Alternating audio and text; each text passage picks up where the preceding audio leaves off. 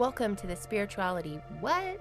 Podcast, where we explore the mysteries, joys, and challenges of being spiritual beings navigating our unpredictable human experience we call life here on planet Earth.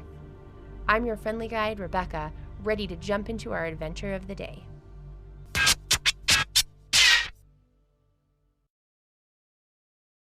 Happy Wednesday, Spirituality What, listeners? We are back this week with part 2 of our alcohol and spirituality discussion with Janey Lee Grace from the UK.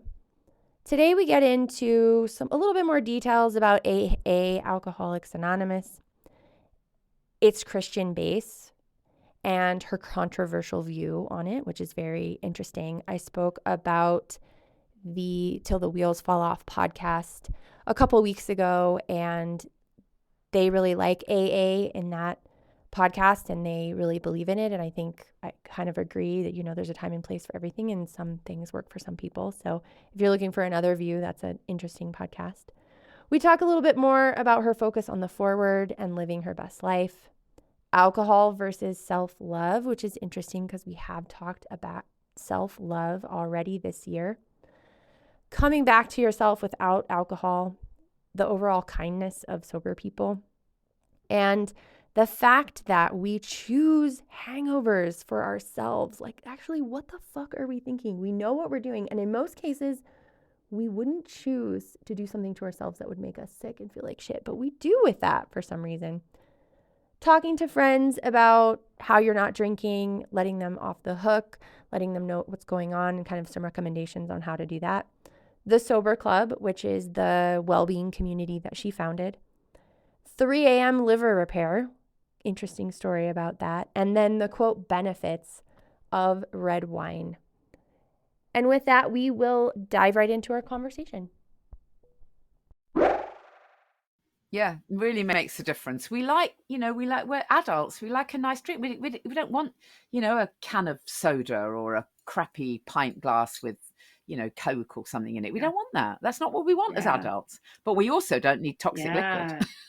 That is so interesting. What an interesting, I don't know why I never really thought of that, but so I had another kind of question related to religion. And since we're sort of on the topic now of like potentially being sober, I love the sober curious. I think that's like so inviting and inclusive. And I love that verbiage.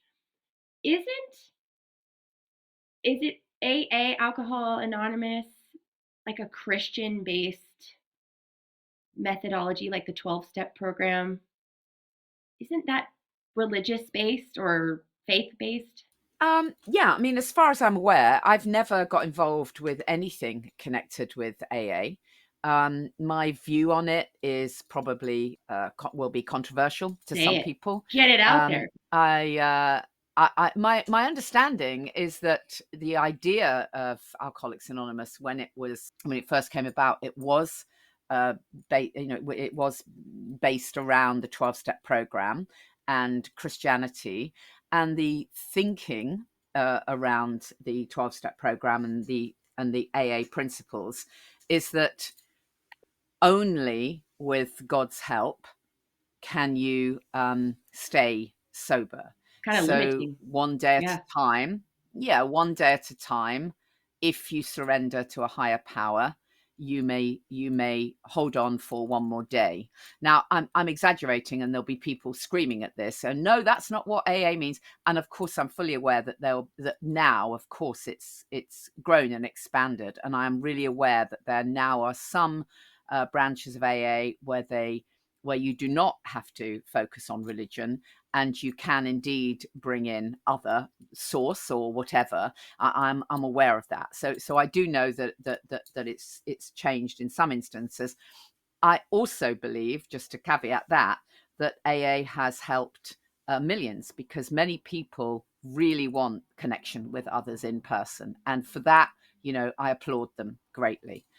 But the basic principle behind it of needing to surrender to a higher power to stay sober for one more day because you have a disease called alcoholism, that's the piece that I don't agree with. I don't believe that it is a disease that you can't be free from. I believe that anyone can be free from the alcohol trap. And so when people say that they're an alcoholic and they've been sober for 30 years, I'm sorry, I just think that's bonkers. Any more than if you stopped smoking 30 years ago, you are no longer a smokeaholic if you ever were. You are someone who used to drink or someone who used to smoke, but you are not an alcoholic. You are, as far as I'm concerned, recovered. And it's a very controversial view. Why it's controversial, I'll never know. But having said that, I have never been at rock bottom. So perhaps for those people who were clinically dependent, they do feel very different. And that's as may be. I work with people who are, the expression is grey area drinkers, a term coined by Jolene Park, or middle lane drinkers, or those people who are drinking more than they want to, who have recognized it and they've managed to step off the booze elevator before they hit rock bottom. Before. They're the people I'm working with, and I believe that those people can make a choice and can be free, completely free, because it's not a dis-ease. You can be free. I think it's interesting. I'm not very familiar. I've even called it Alcohol Anonymous instead of Alcoholics Anonymous. I'm very unfamiliar with that program. But when you say sort of the surrender, it feels like a lack of accountability and responsibility as well, sort of as a human, just saying, like, letting go. And yes, there is something to be said about letting go and letting God, or the universe or energy or whatever sort of take over, and trusting in that process. But at the same time, it feels like you aren't taking responsibility for your own actions. Again, maybe controversial, just, off the cuff here, but it's just a very interesting, like, do we, like in the smoking example, is it the same thing apply there? So it seems like very similar, like smoking isn't substance that you're taking in, cigarettes, tobacco, whatever, just like alcohol, but one is a disease, but one's not. That's just. Yeah. I agree. I don't understand their thinking fully. And as I say, I know that there'll be people listening to this who says, no, you need to come along to the AA meeting I go to, because it's completely different. And I guess it is. But my belief is that if we can inspire people to recognize that life is better without alcohol, to inspire them to recognize that they can make a choice, that they can take back responsibility for their own health and well-being and choose to live their best life without a substance, that's when we can get progress. When you can start to focus on, okay, so I don't know how I've got this far into the podcast without telling you that I always recommend that you never use the phrase giving up. You literally never say giving up, because there's nothing to give up and everything to gain. So everything in my focus is future. Everything in my kind of from my perspective is focusing on the future. It's focusing on living your best life. I very rarely touch back to anything in the past. So even the whole concept of sitting around talking about my darkest days, I don't need to do that anymore. I'm recovered. I'm free from that trap. And I'm just always going to focus on living my best life and never have to go back there. Why would I? Why would I? Someone who actually starts to love themselves, starts to have self-respect and self-esteem, does not need to self-harm, right? And that's the basis of it. When, and a lot of people find this tricky, it's like, oh, it's such a difficult word, isn't it? Self-love. It all sounds so woolly, but that's the reality. The reason I couldn't meditate, the reason I couldn't actually get in, see that self-love piece for myself, was because I was pouring toxic liquid in. And I think it's really hard to properly have self-respect and self-love when you are poisoning yourself. And that's what it is. It's self-harming is what it is. Let's be clear about that. It's self-harm. That's what drinking alcohol is. You are literally harming yourself. Well, and you said, right, it numbs you. We established it disconnects you from yourself. So how can you love yourself if you're just habitually disconnected from yourself? You can't even know exactly yourself, Exactly that. But it's, I guess, scary if you're afraid or nervous about what you might find there. Sure. A lot, and that happens to lots of people. Yeah, I have a lot of clients who I can see that what's holding them back from staying stopped, if you like, if they're in the early stages of quitting alcohol, they start to get a sense of, oh, hold on a minute, when I'm when there's nothing to numb out with anymore, I'm going to have to look at what's really going on. I'm going to have to look at stuff that I've just numbed out from before. And there's no denying that's tough because, most of us are not very emotionally mature. We've been drinking since we were teenagers. So every single big thing that's happened in our life, everything has been through the haze of alcohol. Everything, relationships, marriage, weddings, funerals, play dates, just about everything, sex, everything has been under the haze of alcohol. And we very rarely had to actually get in touch with our emotions. And when we finally do, it's a bit of a shocker. That expression, we have to feel all the feels. It's a shock to the system. But the good news is, if you work through this, if you support your brain chemistry, and that's a very important piece of this, you've got to actually eat right and do the self-care piece. And if you do, then after an initial period where I can't deny it does feel kind of weird, you feel a bit exposed and a bit raw, and you've got no bloody idea who you are. There's this awful thing of, I don't even know who I am now with that alcohol. Who am I? When you've kind of gone through that, you actually start to find you can come back to who you really are. And I've never met anyone who prefers themselves drunk, right? And you start to come back to who you really are. And from that place, you discover a different kind of balance, a different kind of resilience. So, yeah, you might still have problems because, ditching the booze is not going to mean that everything, all of life is rainbows and bunnies.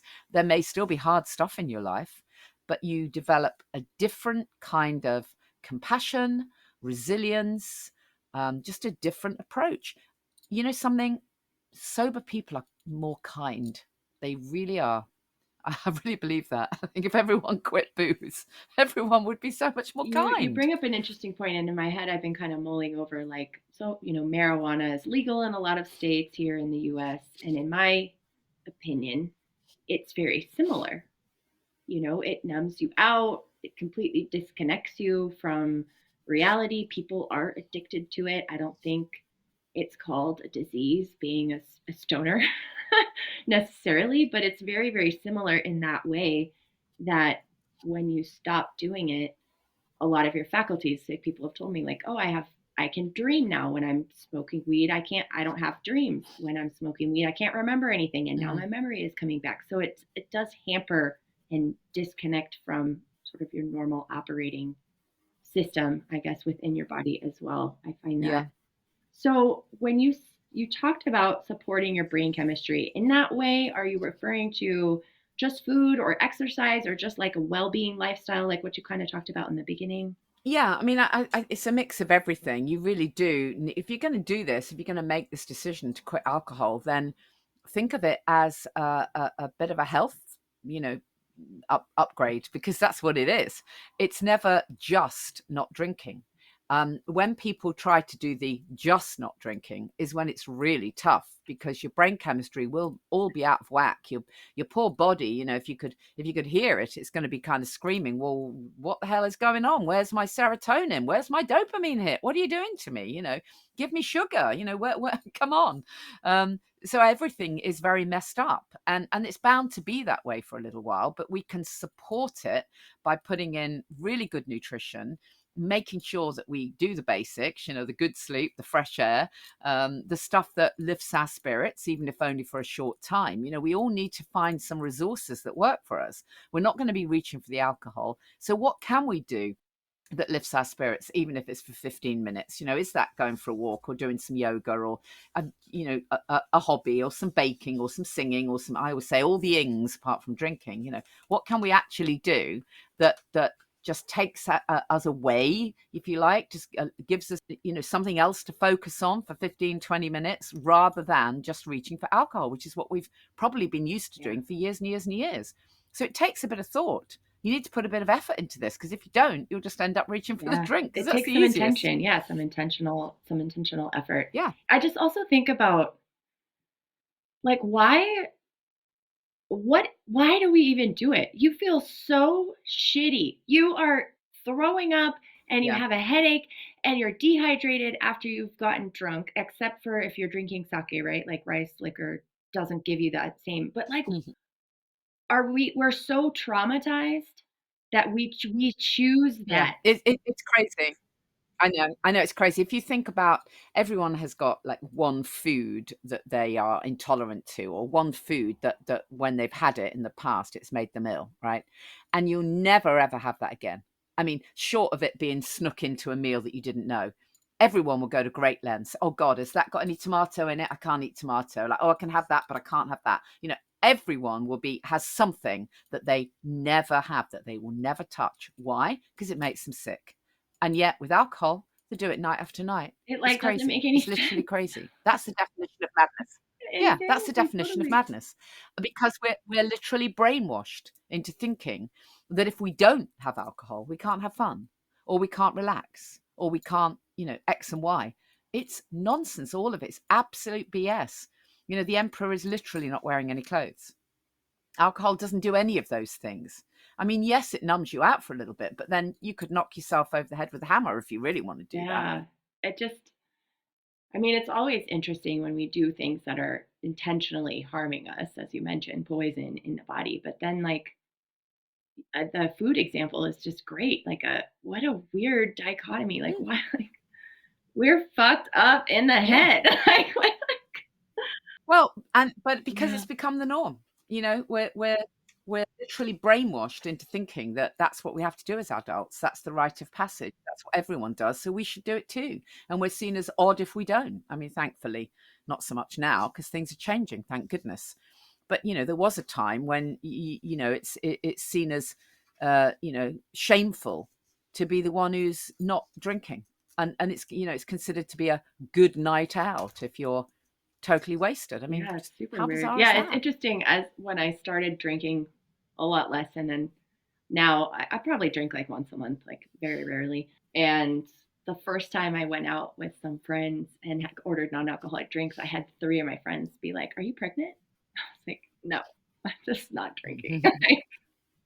So I always, my recommendation is always, if you're going out with friends, then give them a heads up. So, because it can be a real shocker to other people, and lots of us are people pleasers, and we kind of end up drinking just because we don't want other people to feel bad. So actually give them a heads up and say, oh, by the way, when we go out, I'm not drinking.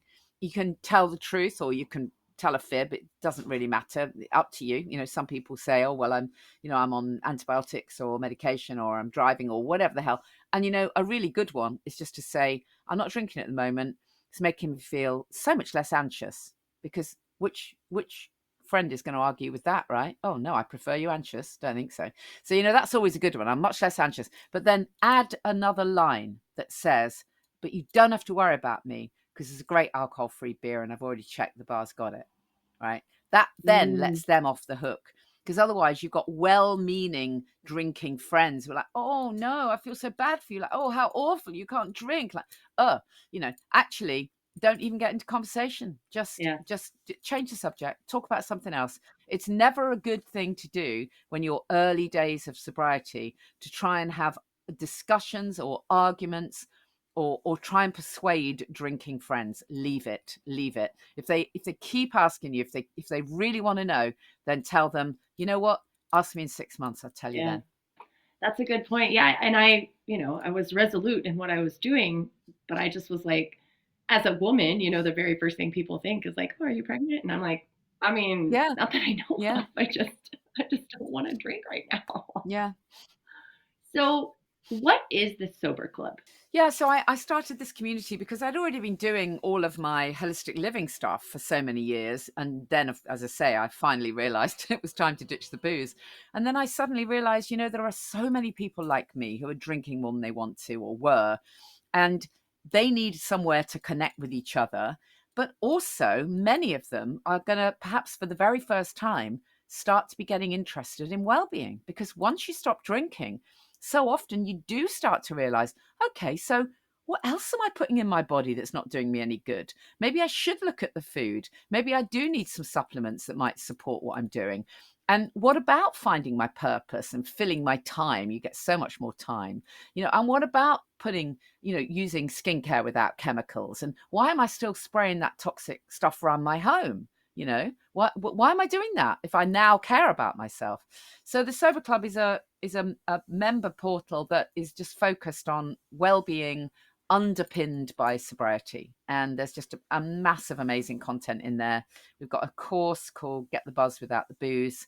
And we have a private group where everyone is just unbelievably supportive. So we have members who are day one, and then members who have been sober for 10 years. I like that. It's interesting, the visual, I get the snowball visual of like the tipping point is deciding that you want to be sober or drink less or whatever. And then all these other things. Yeah. But then also, what about the people who are like, I meditate every day and I do yoga every day and I drink every day? Like, that seems now weird in my head as we're having this conversation. Well, I was one of those people for years, doing yoga every day, allegedly meditating. Of course, I wasn't really, but everyone else probably thought I was. I was certainly managing to, hold down an interview with Wayne Dyer, and nobody would have known the difference. But you can't do this for anyone else unless someone's ready to do this. Then that's the end of it, really. I'm not up for prohibition. I'm not going to try and tell anyone they should stop drinking. But for yourself, when that little voice in your head starts to say, this is not okay. I think this that's is not key. authentic. When you start waking at 3 a.m., and it's that 3 a.m. wake up when the liver is trying to repair. And, my biggest regret is not listening to that sooner, because I had that going on for a good 10 years, literally a good 10 years. And I would stop for periods of time. But then I'd just go back to drinking again, because I hadn't grasped that life is better without alcohol. It's completely wild that you mentioned this 3 a.m. wake up. So I haven't drank for like 6 weeks, and I drank the last 2 nights. Not a lot. Last night was a little bit more. And I literally woke up at clock 3:20 in the morning both days, and I was like, what is, like, why I couldn't go back to sleep? And it's just wild that you bring that up. Like, I never really paid attention. That's literally the liver trying to repair. Yeah. Like the question for you, and again, I'm not sober shaming in any way, but I would just ask you, just completely openly, why did you choose to drink then? The first night was because my sister was over, and she's like, let's drink. And I was like, oh, okay, fine. Like, we had some tequila shots, and then we only had 2 over the whole night, which is why it wasn't like so bad. But then last night, it was like I had 1 sip, and then I was like, well, I'll just have some more. And I still felt like shit while I was doing it. But so the question would be,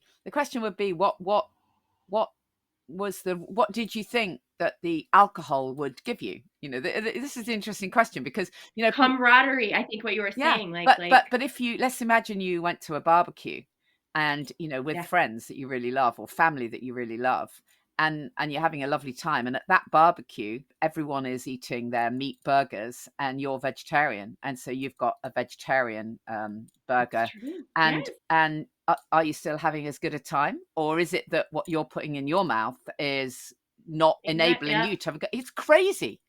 It's utterly crazy that what you are putting in your mouth determines if you're having a nice time socially, that will be despite the alcohol, not because of it, despite the alcohol.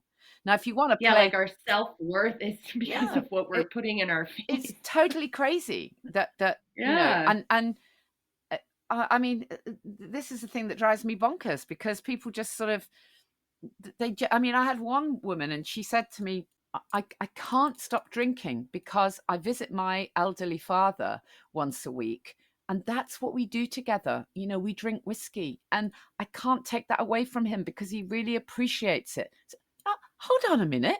He appreciates your visit and your conversation, not what's going down your throat. So I told her to buy some alcohol-free whiskey. There, if you like that kind of thing, there are amazing alcohol-free whiskeys. So she goes over there. She pours him his whiskey. She pours her hers. They both sit having a fabulous time. Is there any difference? Well, yeah, she can drive home. That's the difference, right? Yeah. How can it possibly make a difference to the enjoyment what you're putting in your mouth? Yeah. Yeah. Wild. We are wild creatures. we're That is just for we've sure. just been brainwashed is all. Is is there something behind that brainwashing? Like, because I also feel like the perception of alcohol, and I would say Italy comes to mind. I'm not from Italy. I don't live in Italy, but I think like in the Blue Zones book, they even talk about how they drink more red wine in Italy, and they have more people over the age of 100 in a certain place. But it seems culturally like alcohol in Europe, maybe even in the UK, seems very different than here in the US. Yeah, I mean, I don't know enough about different countries and how much they drink. I've heard it said, the whole red wine is good for you argument came Yeah. about as a result of French people, for example, drinking Mm. red wine. Now, I'm sorry, but if you actually look at the facts, you will see that there is no. It's not that French people are healthier. Yes, I would agree we drink differently in the UK, and not in a Mm. good way.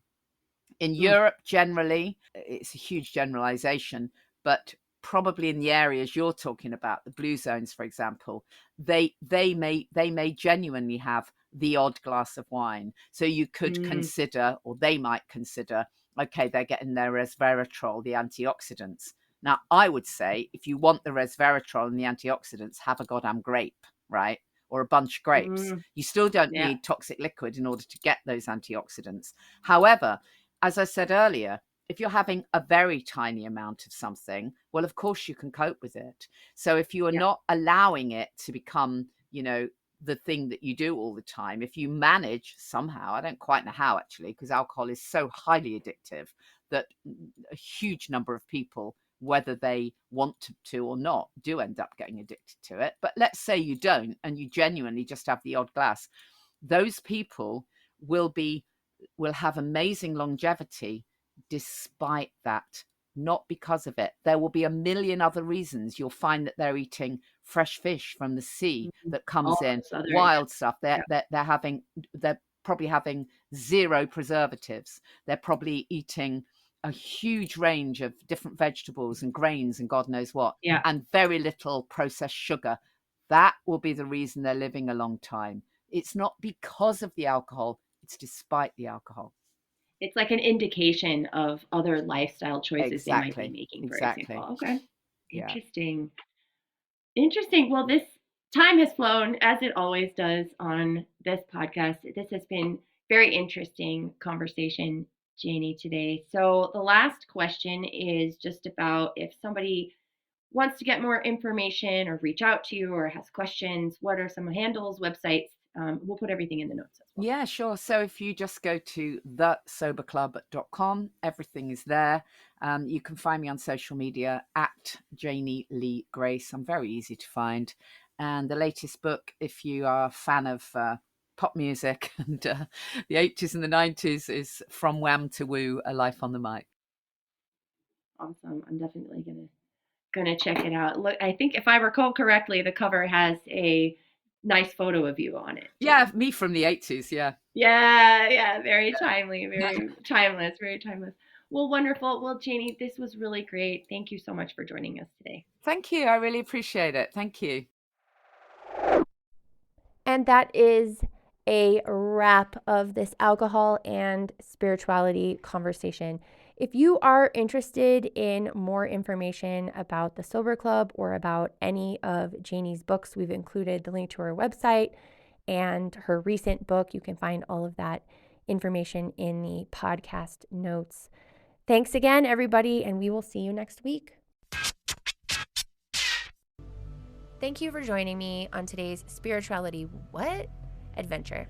Subscribe, rate, review, and share this podcast. Visit us on Instagram at spirituality.what to interact, tell us what spirituality means to you, and even provide some of your own personal musings. Human on, you phenomenal spiritual beings.